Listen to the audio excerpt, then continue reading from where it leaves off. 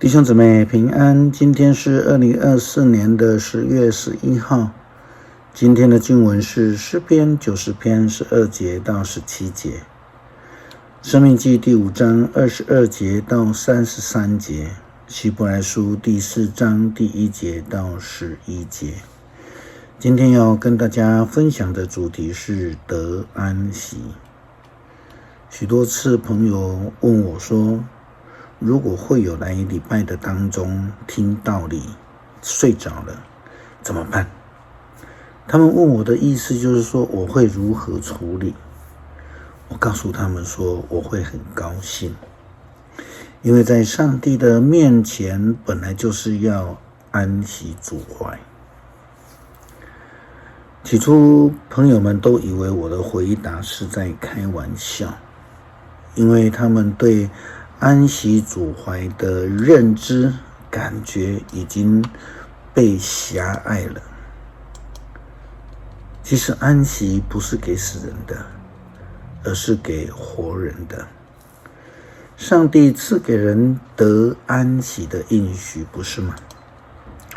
出埃及的以色列人，他们领受了上帝的十诫，记载在出埃及记20章以及申命记第5章第1节到21节。其中第四诫就是守安息日的诫命。另外一个角度来看，就是上帝从创造以来就赐下了安息的应许。基督信仰并不是要人害怕，而是安息的应许。申命记第5章22节到33节记载了以色列人看到上帝就心里害怕。但是上帝借着诫命的颁布，其实就是要赐给他们平安的信息，得以长久的领受上帝的大福气。经文这样说道，这是当你们全会众在山上集合的时候，上主向你们颁布的诫命。那时他从火焰和浓密的云层当中向你们大声说话。他只颁布这些诫命，没有其他的。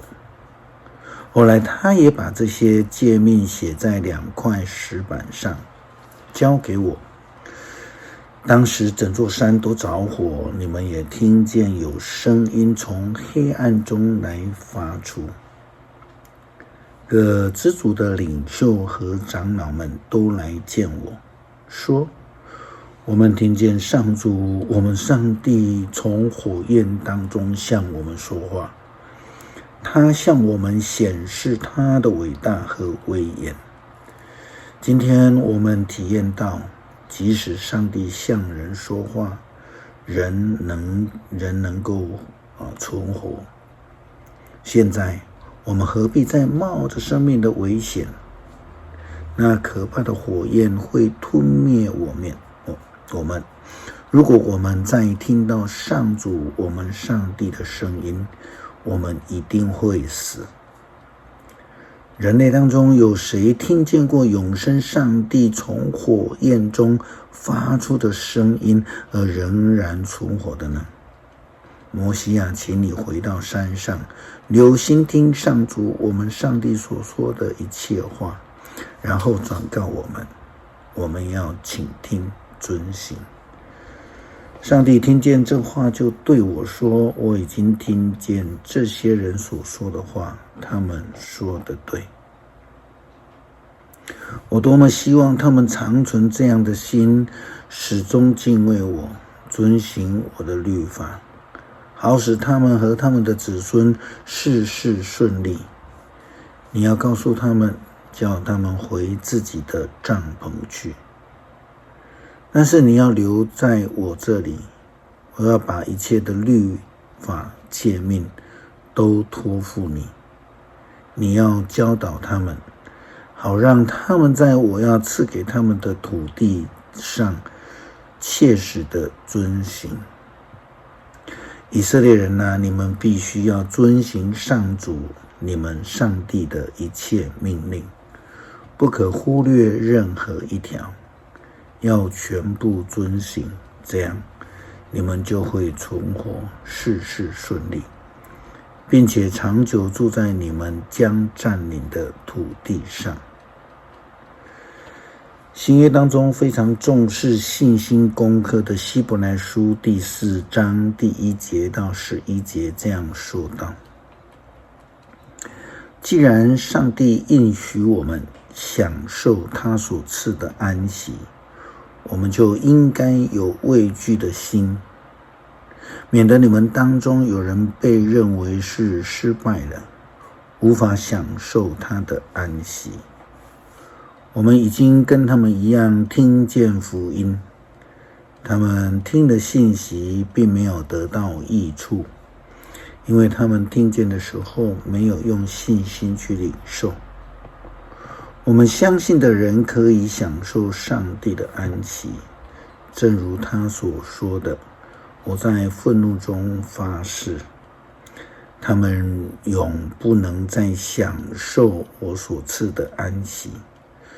虽然上帝从创世以来已经完成了他的工作，他仍然说了这样的话。圣经有一处论到第7天，说在第7天上帝歇了他一切的工作。在同一件事情上所引的圣经又说，他们永不能享受我所赐的安息。那一些先听到福音的人不能享受到安息，因为他们不信。可是另有些人得以享受他的安息，这说明了上帝为什么另外定了一天，称为今天。他在许多年之后，借着大卫的所说的话，圣经上已经有了记载。今天如果你们听见上帝的声音，你们不要顽固。如果约书亚已经带领人民进入上帝所应许的安息，上帝在后来就不会再提那另外的一天。这样看来，还有另外的安息日，是为上帝子民的安息保留着的。因为凡进入上帝所应许的安息的人，就是歇了自己的工作，正像上帝歇了他的工作一样。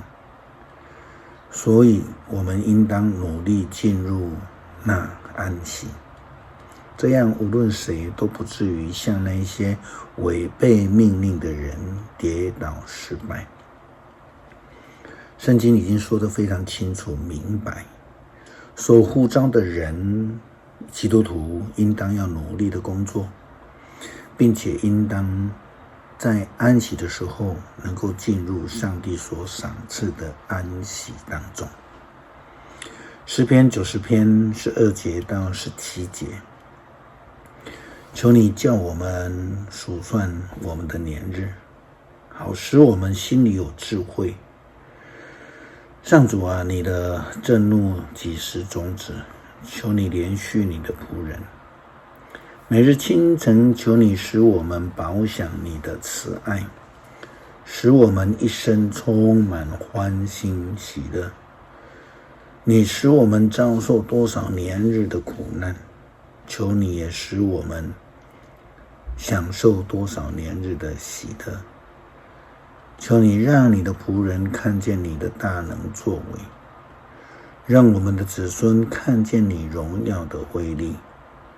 主，我们的上帝啊，求你赐福给我们，求你使我们一切的工作顺利，求你使我们所做的一切成功。恳求主帮助我们平时尽心尽力的工作，在主所赏赐的安息应许当中，能够得到真正的安息，感谢祷告，奉主耶稣基督圣名求，阿门。